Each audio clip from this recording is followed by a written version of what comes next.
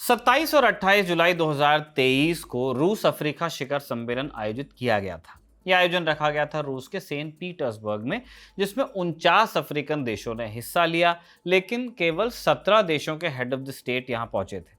इसके पहले जब यह समिट हुआ था, तब अफ्रीकी देशों के 43 राष्ट्राध्यक्षों ने शिरकत की थी। वजह बड़ी क्लियर कि 2023 में जब यह समिट हो रहा था, तब तक अमेरिका समेत पूरे पश्चिम ने यूक्रेन वॉर के चलते रूस पर कई तरह की पाबंदियां लगा दी थी। दूसरे देशों को भी चेताया था कि अगर आपका हुक्का पानी रूस के साथ चला तो आपको खामियाजा भुगतना पड़ सकता है। अब जब धमकी मिली थी तो असर भी दिखा।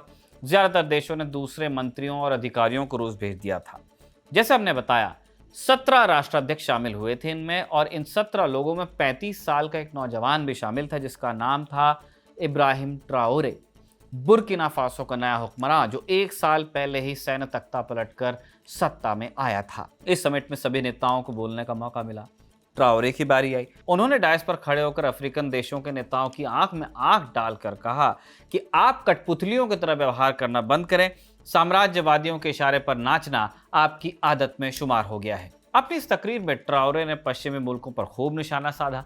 अफ्रीकी नेता ये सब सुनकर दंग थे, क्योंकि अफ्रीका में जब भी कोई नेता पश्चिमी मुल्कों की बनाई गई रिवायतों को धता बताता है, उसे या तो शांत करवा दिया जाता है या फिर जान से मार दिया जाता है, मरवा दिया जाता है। एक्सपर्ट्स यहां तक कहने लगे कि इस एक बात ने इब्राहिम ट्राओरे को अफ्रीका के सबसे पॉपुलर लीडर्स की फहरिस्त में शामिल करवा दिया।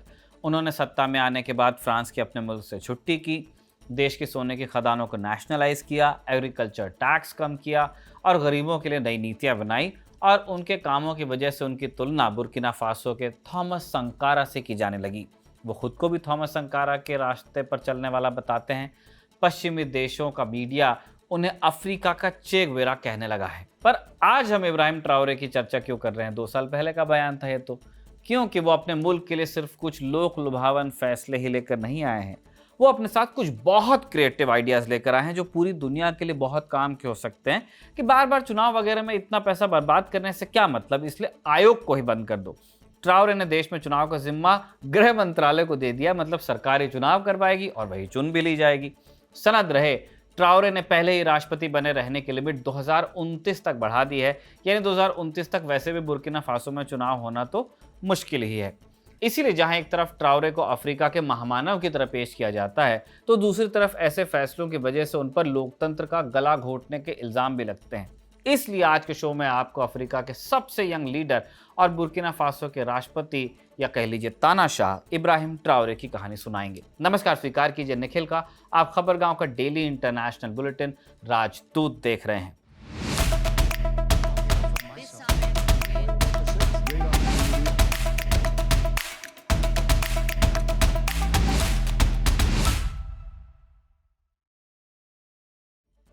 अभी जो बुर्किना फासो है, एक लैंड लॉक कंट्री है, यानी इसकी कोई भी सीमा समंदर से नहीं मिलती है। अगल बगल दूसरे देश ही हैं इसके, आप मैप पे देख ही रहे हैं।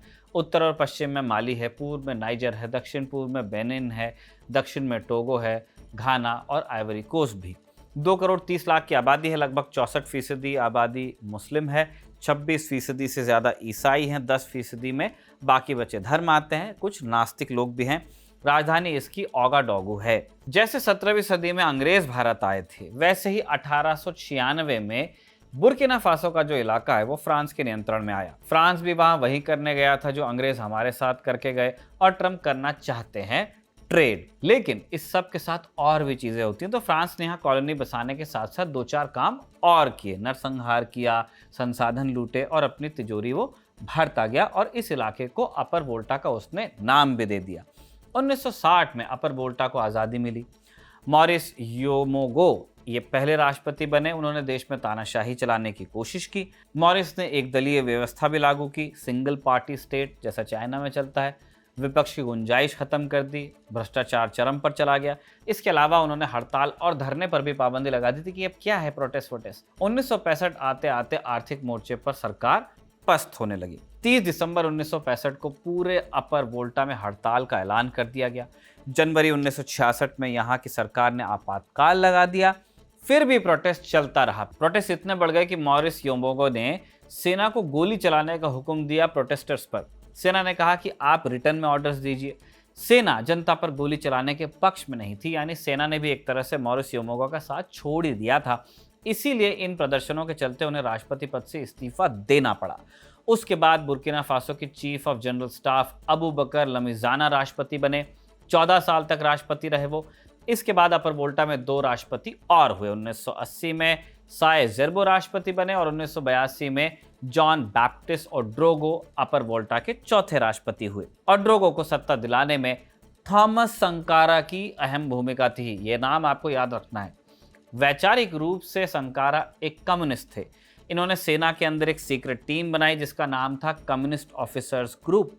इस ग्रुप ने ओड्रोगो को सत्ता दिलवाई। इस मदद का फायदा संकारा को मिला और जनवरी 1983 में उन्हें अपर वोल्टा का प्राइम मिनिस्टर बनाया गया, लेकिन कुछ समय बाद ही ओड्रोगो से उनका झगड़ा हो गया। ओड्रोगो ने संकारा को अरेस्ट करवा दिया। थॉमस संकारा युवा अफसरों के बीच बहुत पॉपुलर थे, तो उनकी गिरफ्तारी हुई तो असंतोष बढ़ने लगा और तख्ता पलट हो गया। ये तख्ता पलट कम्युनिस्ट ऑफिसर्स ग्रुप ने ही करवाया था। इसीलिए कहते हैं कि आइडियोलॉजिकली मोटिवेटेड आर्मीज नहीं होनी चाहिए। खैर, वापस आते हैं बुर्किना फासो। इसके बाद संकारा नए राष्ट्रपति बने। उन्होंने सबसे पहले अपने मुल्क का नाम बदला और अपर वोल्टा हो गया बुर्किना फासो। जैसे हमने बताया, संकारा एक कम्युनिस्ट थे, इसलिए उन्होंने सोवियत संघ का साथ चुना, फ्रांस के साथ रिश्ते खत्म किए, ऐसे माइनिंग इंटरेस्ट्स के वर्चस्व को खत्म किया जिनके तार ब्रिटेन के बड़े बिजनेसेस से जुड़े हुए थे। संकारा के कदमों ने फ्रांस को नाराज किया, पर उनके बदलाव सिर्फ फॉरेन पॉलिसी तक सीमित नहीं थे। उन्होंने भ्रष्टाचार रोकने के लिए सख्त कदम उठाए, दोषियों को कठोर सजा दी। इससे अफसरों का एक धड़ा हो गया नाराज और अक्टूबर 1987 में उनका कत्ल कर दिया गया। पहले गोली मारी गई और बाद में लाश को टुकड़ों में काटा गया, फिर किसी अनजान जगह पर दफना दिया गया। फौज ने कहा कि मौत का कारण नेचुरल डेथ था। संकारा की हत्या के बाद ब्लेस कॉम्पोरे ने सरकार पर कब्जा किया और वापस फ्रांस से संबंध स्थापित उनके हो गए। संकारा की पत्नी मरियम संकारा ने जांच की गुहार लगाई, कहा कि फ्रांस ने मेरे पति की हत्या करवाई है। कहा जाता है कि इसकी एक जांच हुई है जिसकी डिटेल संकारा आर्काइव में है। ये मिलिट्री के खुफिया दस्तावेज बताए जाते हैं। संकारा की पत्नी इन्हें रिलीज करने की मांग आज तक कर रही हैं। संकारा की हमने कहानी आपको इसलिए बताई क्योंकि उनकी मौत के 35 साल बाद वैसा ही एक लीडर बुर्किना फासो की सरजमीन पर आया है और इस लीडर को दुनिया इब्राहिम ट्राओरे के नाम से जानती है। संकारा की मौत के 1 साल बाद ट्राओरे का जन्म हुआ था। तारीख थी 14 मार्च 1988। ट्राओरे कहते हैं कि मैंने कभी संकारा को देखा नहीं, लेकिन उनके नक्शे कदम पर ही चलने की कोशिश करता हूँ। चाहता हूँ कि उनके जैसी नीतियों के मुताबिक ही देश चलाऊं। ट्राओरे बचपन से ही बहुत शांत मिजाज के इंसान बताए जाते हैं। जो प्रोपेगेंडा है ट्राओरे का, उसमें ऐसा लिखा है। स्कूली पढ़ाई लिखाई बुर्किना फासो के दूसरे सबसे बड़े शहर बोबो डियालासो के एक हाई स्कूल में हुई। साल 2006 में उन्होंने यूनिवर्सिटी ऑफ ओगाडेगो में दाखिला लिया, जहां जियोलॉजी की पढ़ाई की। कॉलेज के दौरान उन्होंने छात्र राजनीति में हिस्सा लेना शुरू किया और उन्होंने association of Muslim students and the Marxist association join किया। यही उन्होंने मार्क्स और चे को पढ़ा और जाना। 2009 में ट्राओरे ने आर्मी ज्वाइन की। मोरक्को में ट्रेनिंग हुई इनकी। 2014 में लेफ्टिनेंट के रूप में पदोन्नत हुए और फिर माली के साथ जो लड़ाई थी उसमें शामिल हुए। उनको वहीं पे ख्याति मिली। माली के युद्ध के बाद उन्हें अगला जिम्मा मिला जिहादियों से लड़ने का। जैसा हमने राजदूत के पिछले कुछ एपिसोड्स में बताया है कि लगभग 1 दशक से पूरे वेस्ट अफ्रीका में आतंकवादियों ने कहर मचाया हुआ है और उसका एक आइडियोलॉजिकल टिंट है। ये जिहादिस्ट ग्रुप हैं।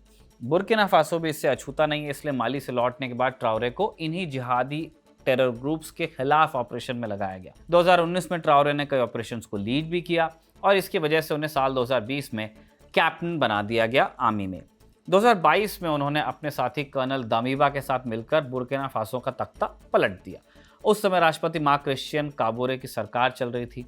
उनकी आर्थिक नीतियों से जनता पस्त हो चुकी थी और उसके अलावा साल 2021 में सैकड़ों लोगों की जान आतंकी हमलों में भी गई थी। कोविड भी था।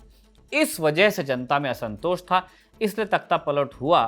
तो इसका विरोध भी नहीं हुआ, कम से कम ज्यादा बड़े स्तर पर। 24 जनवरी को कर्नल दामिबा टीवी के सामने आए और उन्होंने कहा कि राष्ट्रपति काबोरे और उनके मंत्रिमंडल को गिरफ्तार किया है, पद से हटा दिया है, संसद, सरकार और संविधान को निलंबित कर दिया है और हमने एक सैन्य हुंटा बनाई है जो देश चलाएगी। और उसके बाद कर्नल दामिबा ने खुद को अंतरिम राष्ट्रपति बना लिया।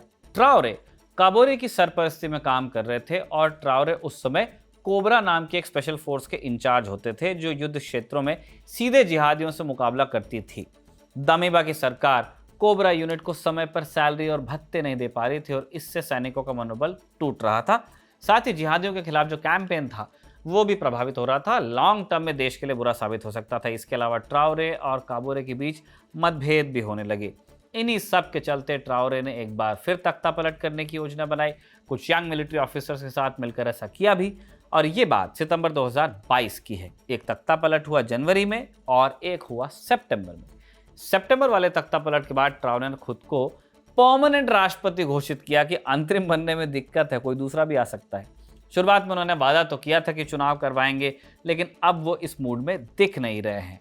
एक तो उन्होंने अपने टर्म को 2029 तक बढ़ा लिया, ऊपर से 17 तारीख को चुनाव आयोग को भी खत्म कर दिया।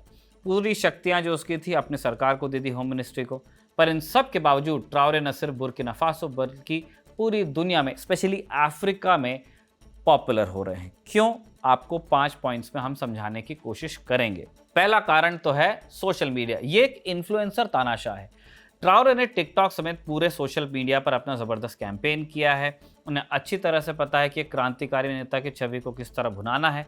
International crisis group think tank में डेप्यूटी डायरेक्टर रिनाल्डो डेपाग्ने कहते हैं कि बुर्किना फासो में ट्राओरे इसलिए फेमस हैं क्योंकि वो खुद यंग है और देश की ज्यादातर आबादी भी यंग है। South Africa's institute for security studies में रिसर्चर एनोच रैंडी एकन्स बीबीसी से कहती हैं, उनको कोट दिया है उन्होंने, कि ट्राओरे की लोकप्रियता को बढ़ाने में उनके सोशल मीडिया कैंपेन का बड़ा हाथ है। कई बार भ्रामक पोस्ट भी चलाए जाते हैं जिसका उनको फायदा मिलता है। ऐसे 2 भ्रामक पोस्ट तो हमारे साजिद को भी फेसबुक पर मिल गए। एक में लिखा था कि सऊदी अरब ने ट्राओरे से कहा कि हम बुर्किना फासो में 200 मस्जिदें बनाकर देंगे। ट्राओरे ने मना कर दिया। जवाब में वो बोले कि मेरे देश को मस्जिद नहीं, अस्पताल और स्कूल की ज़रूरत थी। ये पोस्ट हुई नहीं थी। एक और पोस्ट में दावा किया गया कि ट्रंप ने उनसे मुलाकात की पेशकश की और ट्राओरे ने इनकार कर दिया। इस तरह की भ्रामक पोस्ट से भी ट्राओरे की छवि को फायदा पहुंचता है। एक सेलेब की, एक एक्टिव नेता की छवि बूस्ट होती है। दूसरी वजह उनकी पैन अफ्रीकन लीडर वाली छवि है। अफ्रीका के कुछ लोगों को लगता है कि ऐसे नेता सिर्फ बुर्किना फासो में नहीं बल्कि उनके देश में भी होने चाहिए। उनको भी तो टिकटॉक चलाना है। शायद ट्राओरे भी ये बात जानते हैं। मई महीने में वो रूस गए। सेकेंड वर्ल्ड वॉर में नाजी जर्मनी पर सोवियत विजय की 80वीं वर्षगांठ के उपलक्ष्य में तब वहाँ पे प्रोग्राम था। इसमें वो बोला है कि पड़ोसी देश माली और नाइजर के सैन्य नेताओं के साथ वो आतंकवाद और साम्राज्यवाद के खिलाफ हर कीमत पर युद्ध जीतेंगे। इनको भी एक वर्ल्ड लीडर बनना है। तीसरा कारण, सत्ता में आते ही ट्राओरे ने फ्रांस से रिश्ता तोड़ लिया। उन्होंने फ्रांस के सैनिकों और डिप्लोमैट्स को बाहर निकाल दिया। ये सैनिक 2013 से आतंकवादियों के खिलाफ जंग में शामिल थे, लेकिन आरोप थे कि फ्रांस अपने फायदे के लिए उन्हें यहाँ तैनात किए हुए था। आम जनता फ्रांस से नाराज थी। फ्रांस उनके लिए विलन था, इसलिए ट्राओरे के इस कदम को बहुत सराहा गया। उन्होंने फ्रांस से कट्टी कर रूस से दोस्ती का हाथ बढ़ाया। चौथा कारण, ट्राओरे अपने आप को थॉमस संतारा के रास्ते पर चलने वाला बताते हैं कि एक मसीहा पहले हुआ था, दूसरा मैं हूं। संतारा न केवल बुर्किना फासो बल्कि पूरे अफ्रीका में एक क्रांतिकारी नेता के तौर पर याद किए जाते हैं। कई अफ्रीकी देशों के चुनाव में उनकी तस्वीर रैलियों में देखने को मिल जाती है। वो उनकी तरह मिलिट्री की वर्दी पहनते हैं, कोई लग्जरी लाइफस्टाइल नहीं रखते, या रखते होंगे तो दिखाते नहीं हैं। ये सब जनता को भाता है।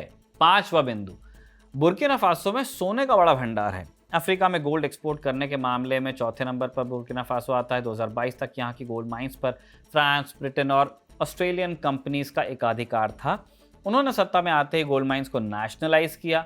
इसके अलावा वो अपने देश में गोल्ड रिफाइनरी और गोल्ड रिजर्व भी बना रहे हैं, यानी यहाँ सोना निकाला भी जाएगा, यहीं रिफाइन किया जाएगा और एक्सपोर्ट नहीं करेंगे, विदेशी ताकतों का हाथ नहीं होगा। अब ये सब थ्योरी है। तो इन कुछ वजहों से ट्राओरे होते जा रहे हैं फेमस। अब जो उन्होंने कदम उठाया उसके बारे में आप क्या सोचते हैं, उसको आप कमेंट बॉक्स में लिखकर बताइएगा। ये हो गई हमारी मेन खबर। अब आपको कुछ अपडेट्स देते हैं। पहली अपडेट है बांग्लादेश से, जहां नेशनल सिटीजन पार्टी एनसीपी की एक रैली में हिंसा भड़क गई। यह हिंसा बांग्लादेश के गोपालगंज में हुई। ढाका ट्रिब्यून के मुताबिक 16 जुलाई को गोपालगंज में एनसीपी के नेताओं ने एक रैली बुलाई थी। इस रैली का शेख हसीना की पार्टी आवामी लीग के समर्थकों ने विरोध किया, जिसके बाद हिंसा हुई। भीड़ को कंट्रोल करने के लिए पुलिस ने गोलियां चलाई, जिसके बाद बांग्लादेश की अंतरिम सरकार के प्रमुख मोहम्मद यूनुस ने कर्फ्यू लगाया। यूनुस ने कहा कि हमले के दोषियों को सजा दी जाएगी। रॉयटर्स की एक रिपोर्ट के मुताबिक इस हिंसा में 4 लोगों की मौत हुई और 15 लोग घायल हुए। इस घटना की शिकायत यूएन तक भी पहुंची। यूएन के एथिक्स ऑफिस को मिली चिट्ठी में एक संस्थान ने लिखा कि 16 जुलाई 2025 को नेशनल सिटीजन्स पार्टी ने अपने हजारों लोगों के साथ गोपालगंज में मार्च किया। ये संस्थान जिसने चिट्ठी लिखी है वो है ICRF यानी इंटरनेशनल क्रिमिनल रिसर्च फाउंडेशन। चिट्ठी के मुताबिक इन उपद्रवियों का मकसद बांग्लादेश के संस्थापक शेख मुजीबुर रहमान के कब्रिस्तान को बर्बाद करना था।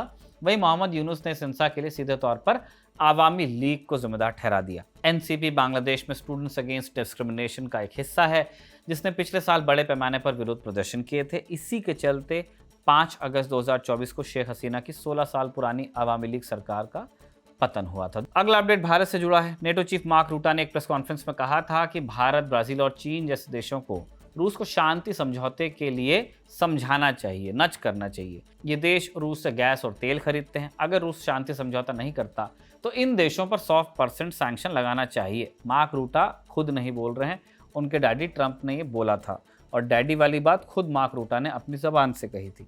एनीवेज, वहीं से रूटा के दिमाग में सब आया है। इसी चेतावनी को लेकर जब विदेश मंत्रालय के प्रवक्ता रणधीर जायसवाल से पूछा गया तो उन्होंने कहा कि भारत ने इस मुद्दे पर कुछ खबरें देखी हैं, स्थिति पर करीब से नजर रखी हुई है। भारत पहले अपनी ज़रूरतों को पूरा करेगा, यही हमारी प्राथमिकता है। इसके लिए भारत इंटरनेशनल मार्केट में उपलब्ध संसाधनों और मौजूदा सिचुएशन के आधार पर काम करता है। जायसवाल ने भी कहा कि भारत किसी भी डबल स्टैंडर्ड के प्रति सतर्क है। कुछ दिन पहले पेट्रोलियम मिनिस्टर हरदीप सिंह पुरी ने कहा था कि वो कोई प्रेशर फील नहीं कर रहे हैं। भारत के पास सप्लाई करने के लिए रूस के अलावा और भी देश हैं। भारत इस सिचुएशन के लिए पूरी तरह से तैयार है। तो इन्हीं जानकारियों के साथ साजिद का लिखा और अभिषेक का रिकॉर्ड किया राजदूत कंक्लूड होता है। अब वीकेंड आया है, यानी 2 दिन हमारी छुट्टी है। आप लोग भी रेस्ट कीजिएगा, लेकिन रेस्ट करते करते शनिवार और रविवार को जो वीडियो प्रेजेंटेशन आप तक आएंगी उनको ज़रूर देखिएगा, और आपसे मिलेंगे अब हम सोमवार को। तब तक आप अपना ख्याल रखिए। शुक्रिया, और देखते रहिए खबरगांव।